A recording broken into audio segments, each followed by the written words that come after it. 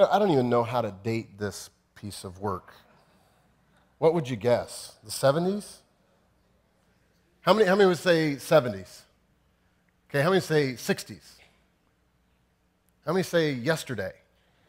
That's good. That's good. Okay, so let's go with 70. So let me see. This would be. I was born in 1969, so I'll use as if someone my parents' age bought this couch. They bought this couch and this chair. Awesome. Love those little buttons there.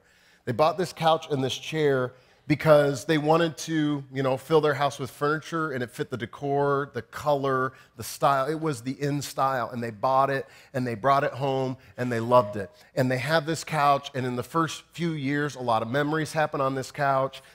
Mom maybe nursed her children on this couch. Maybe one of their children, little Johnny, while he's teething, he ends up biting on one of the legs, and there's little teeth marks there. Maybe they got the new little puppy, and it peed on the corner down here, and you can see the stain. And under that cushion, there's a rip, and that happened. Oh, I remember the day that happened, so it always has to stay on that side. They have all those memories, right?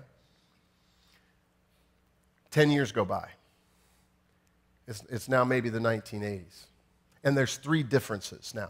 Here's the three differences. Number one,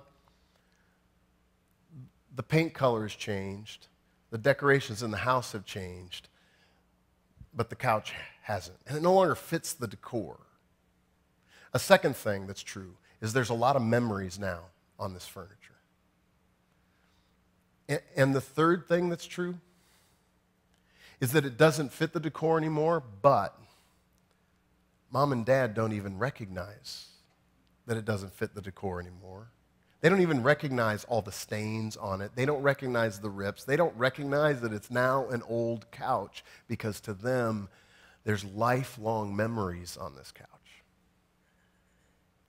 So now we come a little later in time. Now we're into the 1990s. And they have guests come over. The couch and chair are now 20 years old, and the guests look at it, and Mom and Dad say, "Hey, sit down." And you'll notice the guests sit down without touching it. Kind of just, they sit there and think about, I just kind of want to take a shower right now. And if you could be here right now, it's affecting my breathing, this thing. I don't know where we got this, but it's not one of our volunteers, is it? No, it's not. It's not. So the guests, they're kind of grossed out by it, but the people that invite them over don't even notice. It's their couch.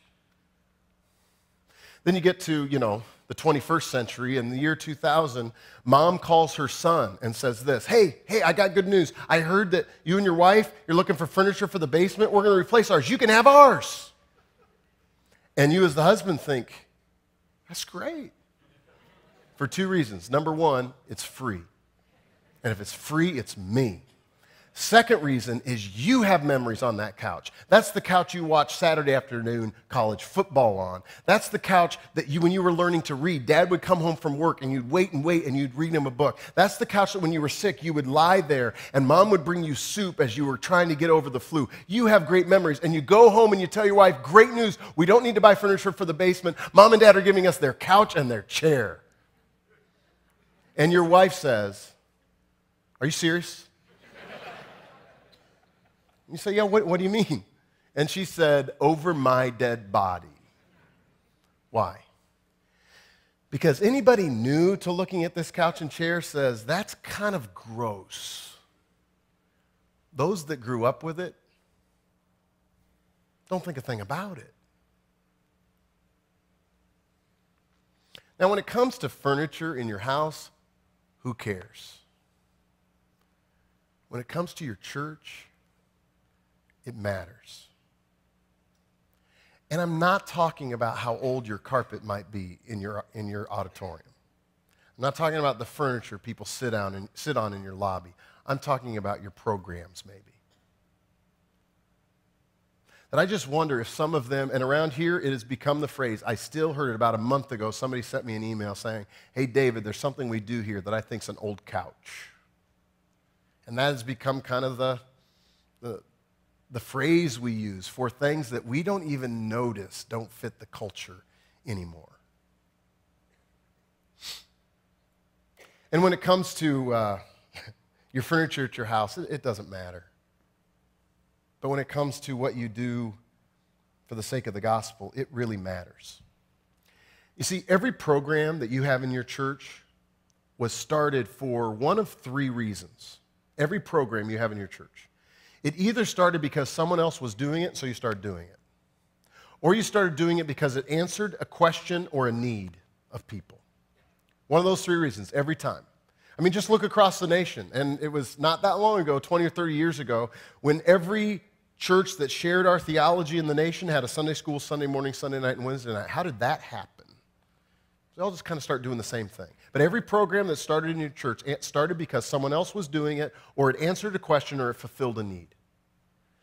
In our church, we want people to have community and accountability. We want care and accountability practice. We want to apply the Bible to life. We want to build authentic relationships. So there's a need. We use small groups. We want to help people grow in the grace and knowledge of Christ. How do we do that? We do that through our Equip program. Every program we have at Northridge started to answer a question, fulfill a need, or someone else was doing it. It was working for them, so we'll try it.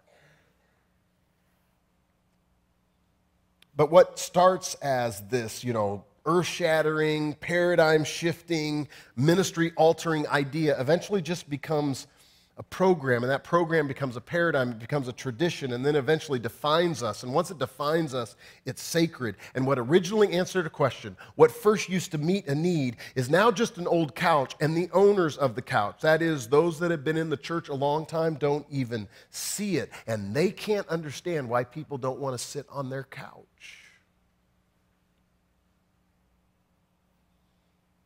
And all of our programming, all of it, will become an old couch. All of it was created, all of it to fulfill a need. And there was a time it was perfect. It was the best way to reach kids. It was the greatest way to have community. It was the best way to reach people with the gospel. And it did its thing, and it did it really well. But over time, you have more and more emotional attachments to it and less ability to accomplish what it was originally intended to accomplish. And frankly, we're just kind of okay with that because we have this incredible emotional attachment to it because, that's how my daughter came to Christ. You're gonna cancel what program? Oh. That's how I grew in Christ. That's how I reached my neighbor for Christ. Right, 20 years ago. We fall in love with the program, we fall in love with the couch, and the new person walks in and says, "Really? That makes me nervous." And if our passion is more and better disciples, we better think like a spiritual Gentile. And there have been a lot of old couches that we've gotten rid of around here in the past 11 years that although we loved them, we chose to retire them. Why? Because we wanted to remove every obstacle we could in reaching people for Christ. And I got to tell you, do you know who my favorite people at Northridge are? Are people that say, "Yeah, I don't like that music, but for the sake of the gospel, turn it up." Just yesterday, the guy running the sound now, Jeff, told me about a couple in the church who asked him where there'd be a slightly quieter place to sit. And then they followed it up with, "I'll put up with anything rather than hinder the gospel of Christ." And we come across any issue, and we have to ask, is this cultural or biblical? Is it personal preference or theological conviction? Is it a cultural paradigm or an eternal biblical command? Is it a worn-out couch, or is it what the Bible tells us we need to do?